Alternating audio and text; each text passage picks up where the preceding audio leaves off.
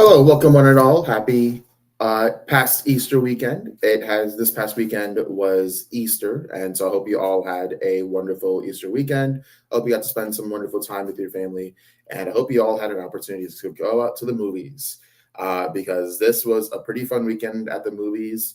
Because we had Ryan Coogler's latest film, his first original film out of his whole filmography, Sinners, and it's a film that I'm very excited to talk about. It was highly anticipated by many film buffs before the film came out, with all the trailers and such, and with Ryan Coogler putting out that fantastic video with Kodak explaining in different formats in which you can watch the film.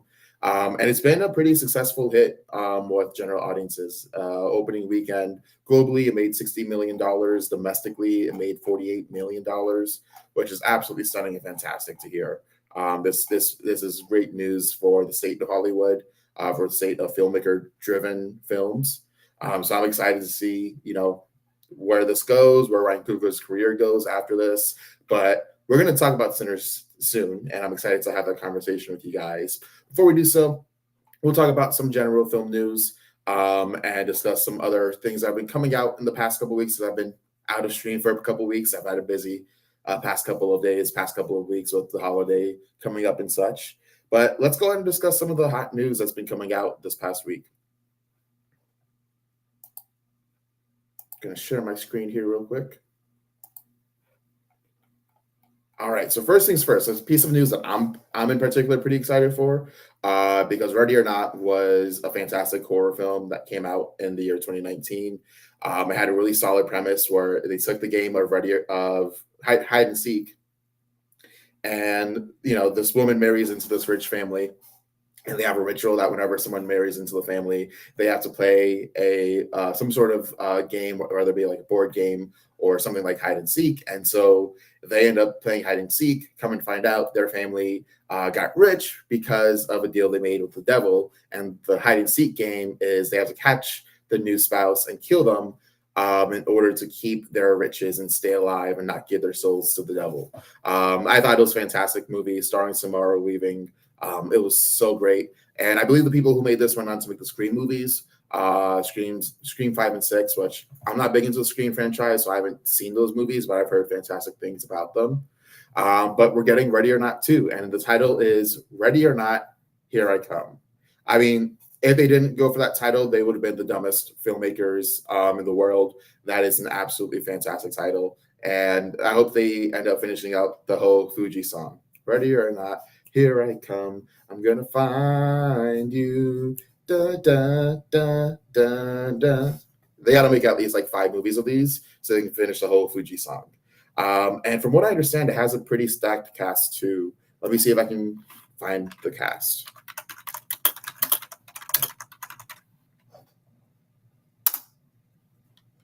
There should have been a news article about it from like Discussing Film. Okay, so we got Sarah Michelle Gellar, who everyone knows as Buffy the Vampire Slayer. I'm currently on my first watch through of Buffy. I'm on season 6, and that show is fantastic.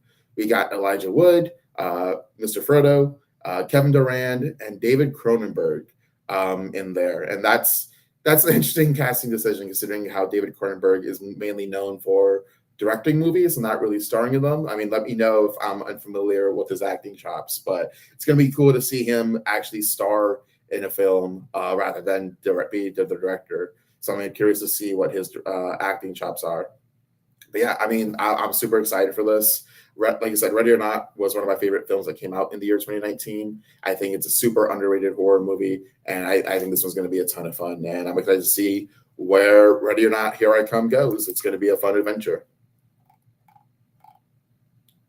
All right, and up next, they've announced that Star Wars Starfighter is going to be released on May 28th, 2027, 2 years from now, starring Ryan Gosling, directed by Sean Levy, who famously just got off of directing Deadpool and Wolverine, which was a $1 billion hit for Marvel and Disney last year. Gotta say, I'm not too sure how to feel about this. I think Ryan Gosling is a really great actor, and I'll watch any movie that he's in, and I anticipate at least his performance in it to be really good. Sean Levy is a filmmaker that I don't have much feelings on. I think for the most part, he makes pretty solid run of the mill comedies, except for the work that he's done recently with Ryan Reynolds. Like Deadpool and Wolverine was okay. I was not a big fan of Fall Guy. I know a lot of people enjoyed that or even loved it. I'm glad they did. It was just a movie that I didn't find all that funny. I didn't bother watching Adam Project. I'm not a Ryan Reynolds fan, so like I try to steer clear of most of the movies that he's in. But I don't know. Sean Levy making a Star Wars movie, I think, is the most safe choice they can make to direct a Star Wars movie. I know that at some point we should be getting a Rey solo film, and then Star Wars episodes 10, 11, and 12. And then next year we're supposed to be getting Mandalorian and Grogu, was Jeremy Allen White playing Jabba the Hutt's son. So I don't know. Star Wars, then Lucasfilm has a lot of plans for Star Wars, and I don't know where it's going to go. I don't know if audiences really want any more Star Wars, considering how Acolyte and the Skeleton Crew kind of came and went. Not a lot of people were really all that interested in watching those shows. I feel like people have kind of fallen out of love of Star Wars a lot, and we're kind of tired. We're kind of tired of seeing this really beat into the ground. So I guess I'll watch it. I'll watch it for Ryan Gosling because I like him as an actor, and I'm curious to see where his performance goes in the movie. I can't say I'm going to be there for every single Star Wars movie that's out, particularly the Rey sequel. And I'm not like a Rey hater. I love Rey. I think she's a fantastic character, but I really disagreed with where they went with her character at the end of Rise of Skywalker. So that's going to kind of like pull me away from really exploring anything of the future of Star Wars, anything past Rise of Skywalker. This is supposed to also be a standalone adventure that takes place after the Rise of Skywalker. So I don't know if like Ryan Gosling's character is going to be a Jedi, or if he's going to be Force sensitive, or if they're going to try to move away from the Jedi and the Skywalkers. We'll see where all that goes. But yeah, I mean, I'll need to see a trailer to get any sort of excitement for this. And even then, I'm going to be very trepidatious going into the years, just because where Lucasfilm and Disney have gone with Star Wars just has not intrigued me all that much. Let's go ahead and watch the Fantastic Four trailer. This just dropped on the 17th. I think that was like, last Wednesday or last Thursday. Let's go ahead and watch the trailer together. I'm very excited. Wow, folks, we all know the story. Up into space and come back forever changed. Message in the chat if you're able to hear this, because I got nothing on my end.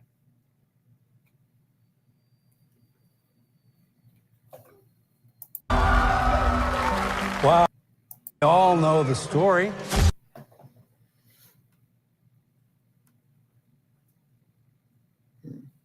I wonder if I turned on, I turned on share sound.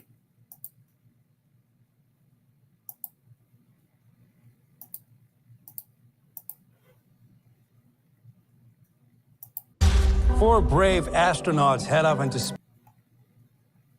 All right. Plan B. Look it up on YouTube.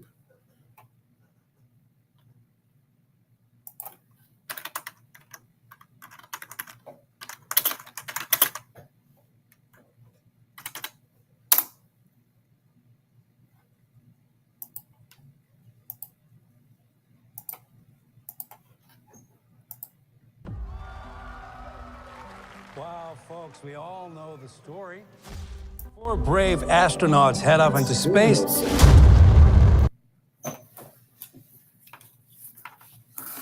Let me try this. And come back forever changed. Okay, we're going to have to talk about the Fantastic Four trailer without any sound. Our city, our planet. So we'll just go through this a couple frames and talk about the cool, exciting parts. First part that really excites me, forever changed. Really interact with the children. This car? They love Ben, and seeing him make them happy. I think that's one thing that's kind of lacking out of modern superhero movies, and we're starting to see have a little bit of a resurgence come back, is seeing superheroes kind of interact with everyday people. For the most part, when you watch an Avengers movie and they just blow up a whole city, somehow, some way, the entire city gets evacuated.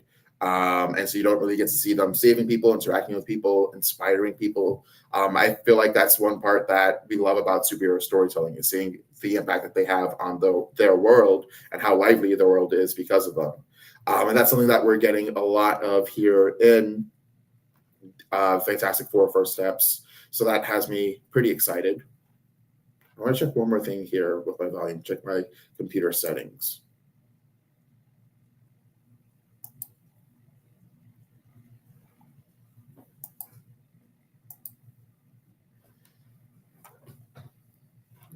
Everything seems okay. All right, moving on. Our city.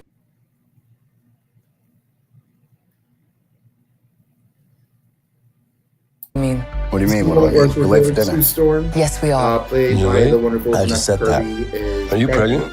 What? So we're definitely doing a. You're gonna be the best Richard mom storyline in the of some world. sort. And you are gonna be so the for those best who don't dad. know, Just in the kidding. comics, You are out of Mr. your depth. Fantastic, We Reed Richards, are gonna be the and best uncles ever. Sue Storm, We can do because this. the woman have a child, Nothing's going to Franklin change. Richards, who I'm not too familiar with the comics, so I could be way out of touch with some of the information that I share. But from what I understand, he's kind of like God level powered. Like he has all types of cosmic stuff due to the powers that Mr. Fantastic and Sue Storm have. So it's going to be interesting to see him included in the MCU going forwards, especially because I know they're doing like Doomsday and Secret Wars. So I'm curious if they're going to be introduced in any kind of way in Doomsday and Secret War. But it's also just a cute moment in the trailer where everyone gets excited that there's a new member of the family, and you get to see Johnny joke around a little bit, say, "Yeah, I'm gonna be a great uncle. Reed, you're totally not qualified to be a dad, but good luck." I'm gonna check one more thing here. So I can also have my computer on mute.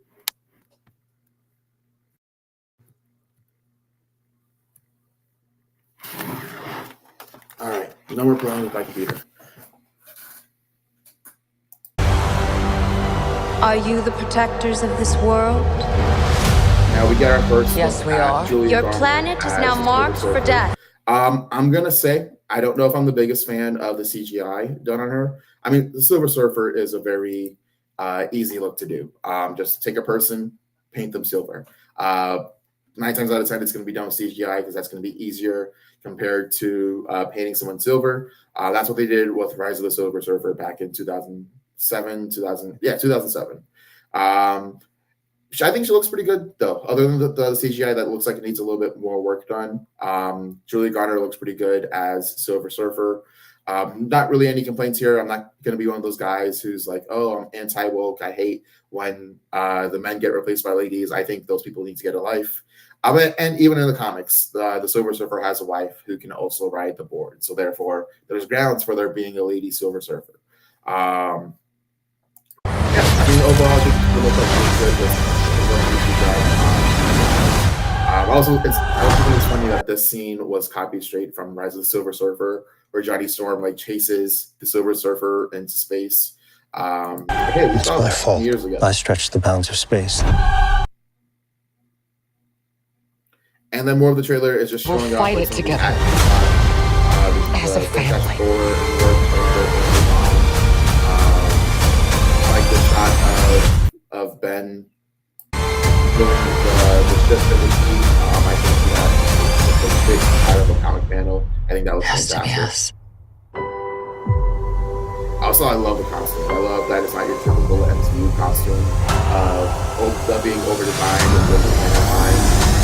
Instead, it's just a pretty simple costume. will Looks kind of protect cozy. you. Looks like it fits the country that this is set in, considering that in the alternate universe. And it looks like that. And I think that's pretty cool, pretty fun. And then the final moment, right after the title card is when we get the another glimpse into our main villain, Galactus. Glad he's not a giant puffy cloud like in 2007 with Rise of the Silver Surfer. It's really great that the MCU has built this repertoire where they can just show off the more ridiculous villains and characters without worrying about being too goofy, because like they're aware that we come to see the comic accurate stuff. comic accurate designs. And sometimes we don't get it, sometimes we do get it, and when we do get it with stuff like Galactus, that's just a ton of fun. So I'm very excited for Fantastic Four First Steps. Even though Marvel's been making a lot of misses lately, we're going to talk about what I feel is one of their misses in just a moment. But even though Marvel's been making a lot of misses, I think this is going to be one that's going to be pretty fun. And I'm excited. Let me know what your thoughts are on the new Fantastic Four movie, if you're excited to see it, and how you think it's going to be, if you think it's going to be great, if you think it's going to be not so great, if it's going to fall into Marvel's recent track record. That being said, we'll briefly just, what is going on here?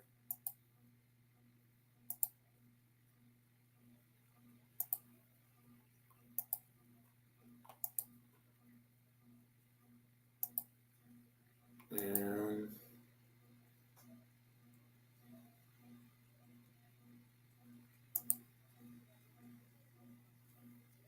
I am running into all of the issues today. I do apologize.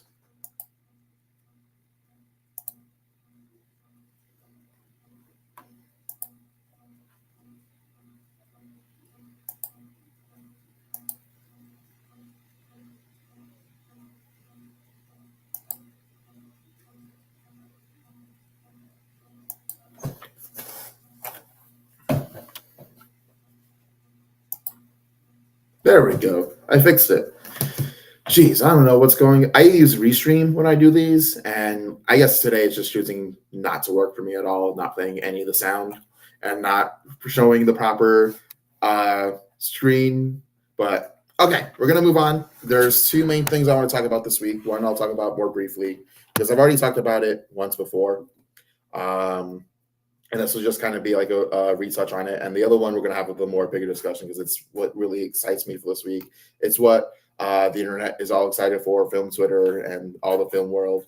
First, we're going to talk about Daredevil Born Again. It just finished its first season this past Tuesday, about a week ago. And we got our final episode for this season. I think that Daredevil Born Again, when I shared my first thoughts when the first two episodes came out, I was kind of disappointed with where the show was going. I understand wanting to do something new and fresh and wanting to kind of get rid of some of the older side characters and sidelining Karen and Foggy. I understand that. I'm not, a purist that says that you can only ever have Karen and Foggy in Daredevil. I am going to say that if you're going to replace them, at least replace them with characters that are interesting. And they did not do that, and that was one of my biggest gripes with the first two episodes.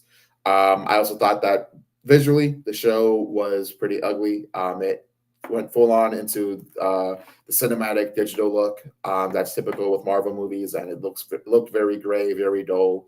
New York City lacked a lot of life that it had in the original Netflix show, and so that part was really disappointing to me when watching the first two episodes.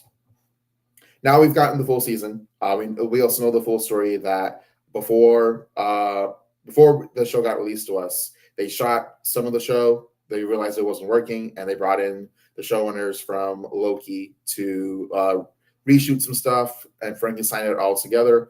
And so we now have our final product. And I gotta say, the final product of the season is a huge mess. And it has like an 88% on Rotten Tomatoes. The fans online are glazing the show. They're loving it. They're eating it up. And I'm so excited that people love it. I just do not get why. For me, the show is a huge mess. It repeats storylines that we've already seen for this version of Matt Murdock and Wilson Fisk, and it doesn't do anything really new with them. We've already seen Matt Murdock question whether or not he wants the darkness in and become Daredevil again, and wrestle with his work-life balance with being Daredevil and being Matt Murdock.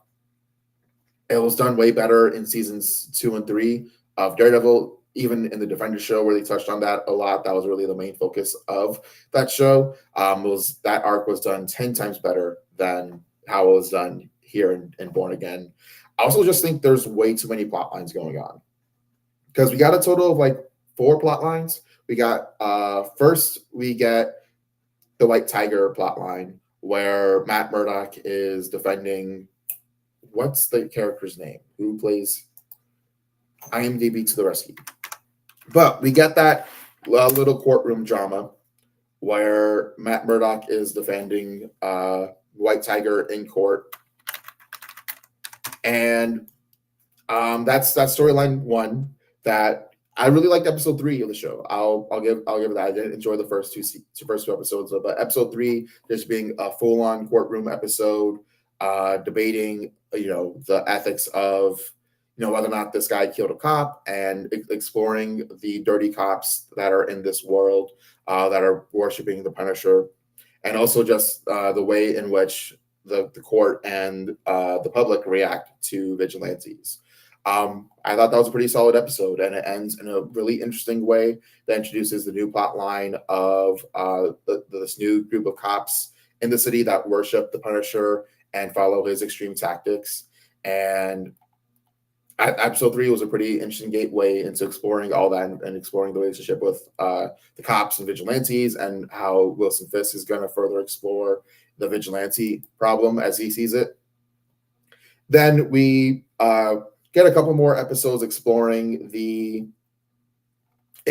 Punisher cops, and I gotta say, I really appreciate that they went in that direction, and that they tried to say something really interesting, especially with how you see a lot on social media, how cops and the army worship the Punisher, how they have the Punisher logos on their uniforms and on their social media pages, and they think the Punisher's a good guy who would support the cops and the military. But if you've read a comic, he really isn't. He's not someone that our law enforcement should be worshiping, and that was an interesting plot line to explore, and especially some interesting modern relevance to that. So that was the second plot line, and I really feel like they didn't really have much of a resolution there, which really disappointed me. It kind of left a lot of the work up to season 2, and allowing that to be explored in its second season. And I wish they would have explored that a lot more in its first season. Then we have Wilson Fisk as mayor. That for me went absolutely nowhere up until the finale, where he finally starts doing some villainous shit. And he executes martial law, has his Punisher cops go out there. Other than that, I found that plot line of him being mayor really boring, really didn't go anywhere. I really don't understand what was going on with Hector Ayala, by the way, was the name of the White Tiger. That's the name I was searching for. But I really don't understand why they kept cutting back to him so much, and his marital problems with Vanessa, because ultimately it was just pretty bland. It lacked a lot of depth, especially because a lot of the stuff that happened between them happened off camera, and so we didn't even get to see their marriage fall apart. Now all of a sudden we're seeing them work on rebuilding it. That plot line didn't really work for me at all. And then him as mayor, I just found him really boring this season. And I feel like he didn't really do anything all that interesting and all that villainous, and they really have much of a master plan up until the last 2 episodes where he's like, let's do martial law now. And it's like, whoa, finally we get some interesting Wilson Fisk story. But at the same time, like, where did this come from? This entire time you were just a boring politician. So that's those are the other two plot lines: the Punisher cops and Wilson Fisk as mayor. Then there's a whole storyline with Muse, where Muse is in the comics, he was a serial killer who paints using his victim's blood. Now he's in the show, he's doing the same thing. He's painting using victim's blood. It's a little bit of a catalyst for why Wilson Fisk talks about vigilantes so much, because he's kind of a vigilante, but who's gone completely off the rails and is now killing people. That could have been cut out entirely. That goes absolutely nowhere, and the ending to that is absolutely disappointing. So basically what I'm describing is that there's 4 different plot lines that's going on in the show, and none of them intertwine in any way that's interesting. And for me, that just leads the entire season to fall really flat for me. It leads to the show feeling really messy, and I'm really unsure of what the writers are trying to say or what the writers are trying to do. And a lot of people who share the same sentiment as me, who agree that the show is a mess, and that you can tell that is very obviously Frankenstein together. They say at least but at least the last 2 episodes are great. And a lot of people are loving the last 2 episodes, and that I don't understand at all. The last 2 episodes of Daredevil Born Again just continue to be this mess. where there's all these ideas set up from the beginning of the show that go absolutely nowhere. Then they start bringing back in the plot line with Foggy and why he was murdered, and that just made no sense to me. Like I said, mainly because all this stuff is stuff that's happening off camera. And for me, that's just really disappointing when the major catalyst of your story is stuff that's happening off camera that we don't really get to see explored. Yeah, Daredevil Born Again, I was really excited for the show, and I was really excited to see where they were going to go by reintegrating it back into the MCU.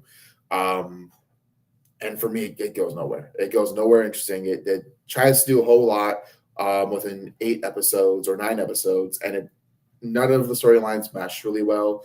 None of them carry any emotional weight or significance, and it leads to a season that just falls really flat for me. I'm gonna still watch season 2, knowing the production struggles of the season. I'll still watch season 2, and I'll give the first couple episodes a chance to really pull me in and make me continue watching the show. But otherwise, I'm really disappointed in where Daredevil Born Again went again, and I really wanted it to go somewhere interesting, and this just was not it for me. So that is my review and thoughts on Daredevil Born Again, which is currently streaming on Disney Plus. Let's go ahead and talk about something this weekend that genuinely excites me, because I'm tired of talking about superheroes and how much I'm tired of superhero shit.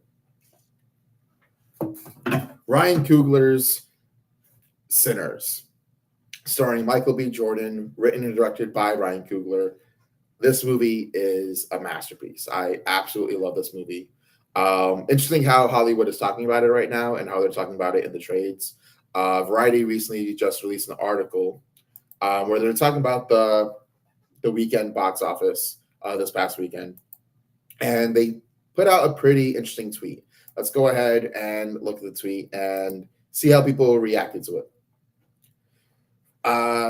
Coming straight from Variety's Twitter account, it says, Sinners has amassed $61 million in its global debut. It's a great result for an original R-rated horror film, yet the Warner Brothers release has a $90 million price tag before global marketing expenses, so profitability remains a ways away. This is a pretty interesting way to state that, hey, there was an original film that came out this weekend that is going to make bank. They're trying to paint it in a way that's like, maybe this won't make bank. And it's like, if you make $60 million your opening weekend, you're guaranteed, unless you have like a major drop off and really bad word of mouth the following weekend, you're guaranteed to continue making really great return on your profit. And it's interesting also to see the way the rest of Hollywood and Twitter has reacted to this tweet, because everyone is just, they're not having it with Variety. So let's take a look at some of the tweets that came in response to this. Ben Stiller says, in what universe does a $60 million opening for an original studio movie warrant this headline? I see no wrongs here. I see no falsehoods here. I mean, $60 million on a $90 million budget is fantastic. They made back 2/3 of their budget so far. And this is, and especially considering how great the word of mouth is, how engaged audiences seem to be, and how well marketed this was, and how well it's been received by critics. It has a 99% from critics on Rotten Tomatoes. Like 99% of critics on Rotten Tomatoes love this movie. And so this headline makes no sense. They're trying to make it seem as if Sinners is going to struggle at some point, and it's not. If you've heard anyone talk about this movie, it's not going to struggle. It's going to do fantastic in its following weekends. Patrick Schwarzenegger's Arnold Schwarzenegger's son, he was recently in the newest season of White Lotus, says it's opening weekend. And he's right. It doesn't have to make its full budget back right away. If it does, that's fantastic. That's awesome. But it has at least a month in theaters in order to make its full budget back. There is 0% chance Sinners will be unprofitable over time. PVOD numbers, which are not made publicly available, alone will push it past break even. Studios are incentivized to make the final tally opaque, especially when participation is a factor. I really like this tweet and how it kind of discusses the full issue behind this article. Basically, what it's saying is that there's still a lot of time for this movie to make back its full budget and then some, and it's absolutely going to.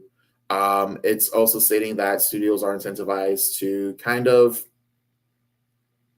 So it says here that they're incentivized to make the final tally opaque. They're trying, basically, Warner Brothers and Hollywood and Variety, they're scared of original movie making this much money. They've tried to incentivize viewers to see only original mid-budget movies on streaming, to go to the theaters for the IP movies, go for Minecraft, go for Marvel, go for Five Nights at Freddy, right? That's the only time she goes to the movies, when it's a franchise you're familiar with. And it's also a franchise that the studios can control, because those movies are producer driven, they're executive driven, they're not driven by filmmakers. This is a movie where Ryan Coogler got a fantastic deal. In 25 years, he gets the IP rights back to this movie. He got full creative control on this movie, final cut and everything. And now Hollywood is scared that this movie is going to do good, and that other filmmakers are going to fight for their original movies to be made. They're going to point to Sinners as the example of why they should make their own director-driven original films, rather than allow executives and producers to oversee everything and micromanage their films. And they're scared of that. So Hollywood wants to obsessively control how these movies are made, when these movies are made, what types of movies are made. And the Sinners is a big fuck you to the studio system, and rightfully so, because we need more movies like Sinners. Let me go into my thoughts of Sinners. I just wanted to share that interesting reaction to what's going on in the film world. But let's go ahead and discuss Sinners. Once again, why is this happening?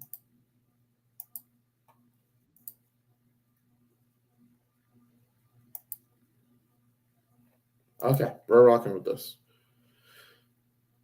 No, I don't want you to support this stream.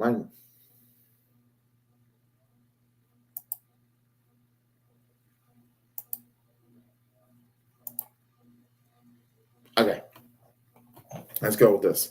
Sinners is a masterpiece. I'm going to come up straight up front and say it is a masterpiece. It is an absolutely incredible work of filmmaking. It is the type of movie that you watch and you realize why you love films in the first place. It is transcendent. It's something that from the first frame, I feel like I was immediately implemented into this whole new world, this world of gangsters, Jim Crow, and vampires from frame one. And that is due to the fantastic cinematography. It's shot incredibly on 30, I'm sorry, 30, not 30, 65 millimeter film. So this was shot masterfully on 65 millimeter film. So it has a wide aspect ratio, and the film itself makes things look so gritty and tangible and dirty, which I think is a perfect setting for a perfect look for this film, considering that it's set in the 1930s and it's set in the South, where things are a little dirtier, a little grittier. Cinematographer, by the way, I want to give a shout out to the cinematographer because I think she did a fantastic job, and she's worked with Coogler before on Black Panther. I think she worked on Wakanda Forever, the sequel. Her name is Autumn Dorald Arkapaw. She does fantastic work here on Sinners. Production-wise, I mean, sets and costumes are immaculate. That's another factor that makes me feel as if I've been transported to this world. This is Ryan Coogler's take on Salem's Lot. And when I say that, what I mean is that it pretty much follows Salem's Lot structure in a pretty fantastic way. It's not ripping off Salem's Lot. It's completely original, and it's wholly new. And it's set in it's Salem's Lot through the eyes of Ryan Coogler. Him telling his story about Black culture, Black music, and and the way in which we try to force different communities to assimilate to what we view as the American way, or a loving way that just tries to discredit and take advantage of other people's cultures. So when I say that this is Ryan Coogler's Salem's Lot, what works so great about Salem's Lot as a film, as a book, I mean, is that it takes its time developing the character, developing its community, and one by one, slowly turning each of its characters into vampires, allowing for this dread and horror to slowly sink in as you wait for everything to fully explode and wait for the full vampire mayhem to go through. And that's what this film does so fantastically. We meet so many different characters within the first and second act of the movie. First character we're introduced to is Sammy, played by Miles Catton. This is his debut acting role, and Miles Catton does absolutely fantastic in his debut acting role. I think he has a fantastic performance. Slowly after that, we're introduced to Michael B. Jordan, who plays the twins, Smoke and Stack, and they have an interesting backstory where they grew up in this Mississippi town, a plantation town where their family would pick cotton for a living. And they had an abusive father who they eventually killed, and they ran away. They first went to go fight in World War One, and then after World War One, they went to Chicago and they worked for Al Capone. Now they've come back to create their own business, to make their own money, and to create a community and a safe haven for African Americans in this town. Michael B. Jordan as Smoke and Stack is absolutely fantastic. He plays both characters, and what I really love about his performance is that in little subtle ways, each character sticks out. They have a slightly different accent, but not too different. Smoke is the character that's more logical driven. He's more of the thinker. He's more of the brains of the operation. He thinks before he acts. And Stack is kind of like the charismatic one of the two. He's the people pleaser. He's the charmer. He's also the one that, from little hints that we get, is the one that kind of like, what's the word? He doesn't think before he acts sometimes. Like he kind of lets like certain words fly and not thinking about, the reaction that would happen, the consequences of his actions. And it's in little subtle ways in the writing and in the performance that he shows the differences between the two, which I think is great. And he is absolutely fantastic. Slowly we get to meet other characters. We meet Delray Lindo, who plays Delta Slim, an older blues musician who is a bit of an alcoholic, but who is a fantastic player who they hired to play at their new juke joint. We meet, let's see here, Haley Steinfeld plays Mary, who was Stack's former lover, who Stack ran away from for reasons that you'll learn as you watch the movie. We meet a fantastic Chinese couple who lives within this community named Bo Chow and Grace Chow, both of whom feel lively within this community, who are essential parts of the story and the community. As well as we meet Smoke's former lover, Annie, who was played by Wenmi Mosaku. I apologize if I mispronounced that, but she is kind of like a hoodoo priestess. She does a little bit of hoodoo magic and knows more of the supernatural side of things. And once the shit hits the fan with the vampires, she's the one who kind of explains a lot of what's going on in the story, explains the mythos and the lore. And it's really fascinating to see her explain the lore as well as see her relationship with Smoke and how that's kind of left an impact on his emotional state. So all of the characters all around are fully well developed before we start getting into the vampire action and horror, and that's really what made me care about this environment and made me care about these settings.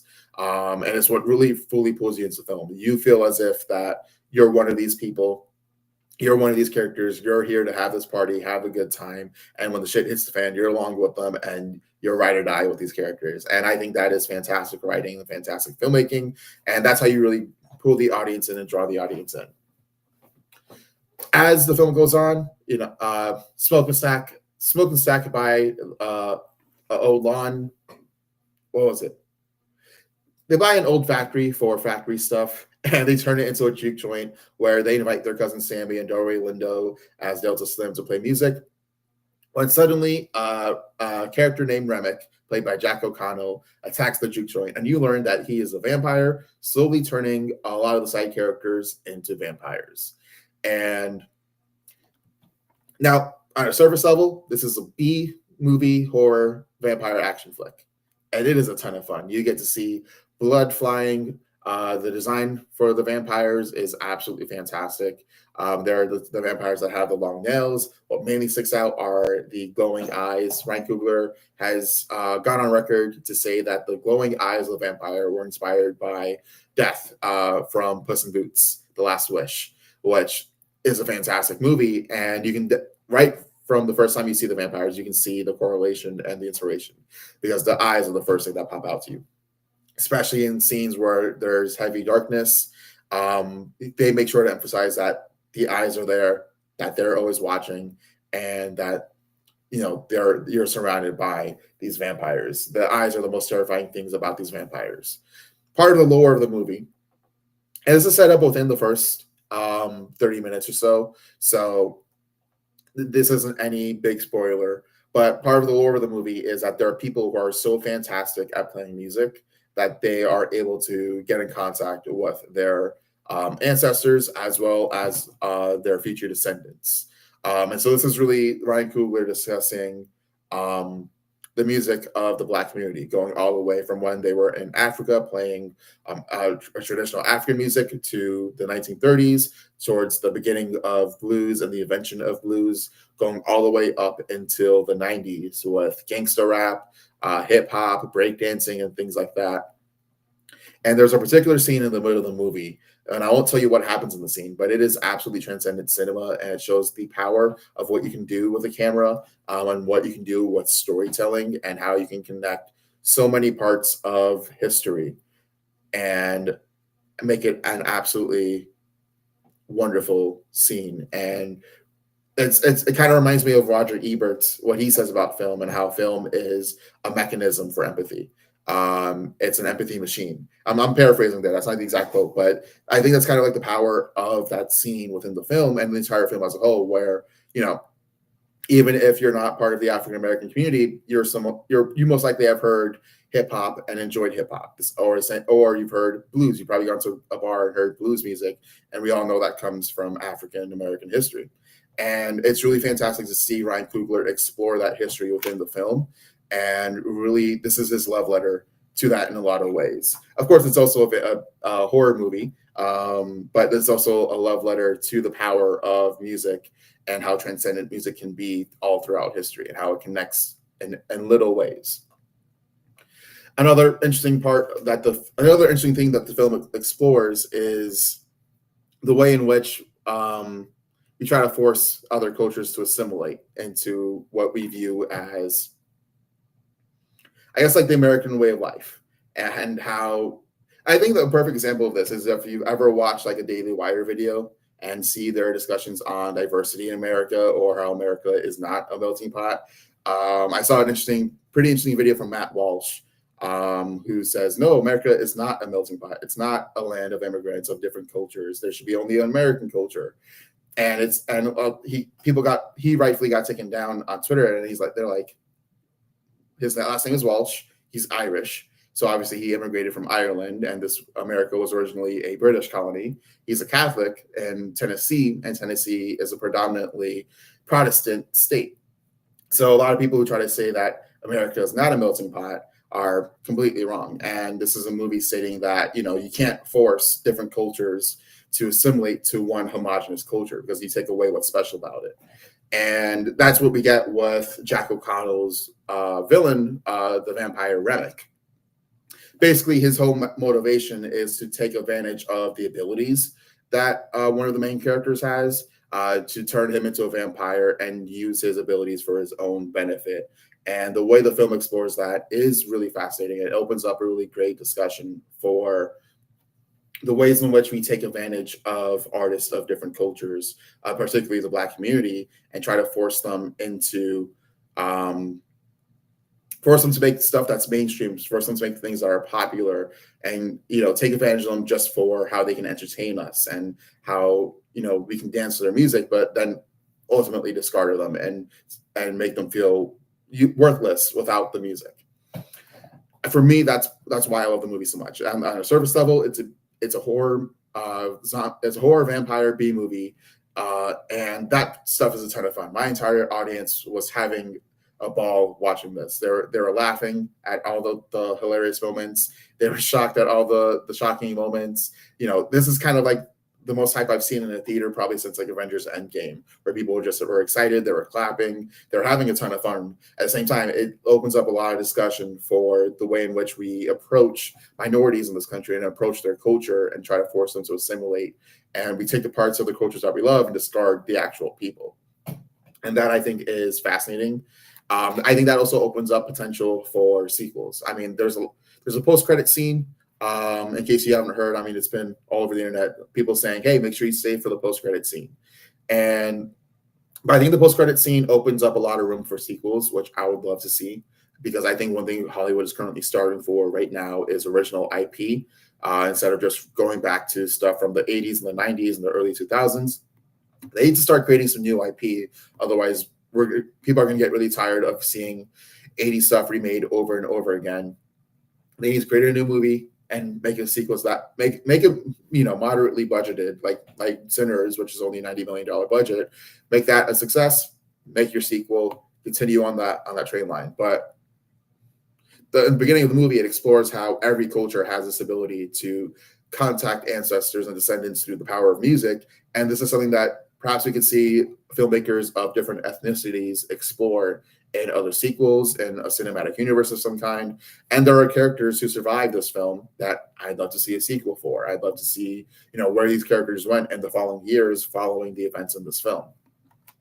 So that is my review of Sinners. It's, as of right now, it's my favorite film of the year, and it's going to be a very hard film to beat for the rest of 2025. It is one that you have to see in theaters. Make sure you see this in IMAX on the biggest screen possible, because the way in which Ryan Coogler uses the IMAX aspect ratio is amazing.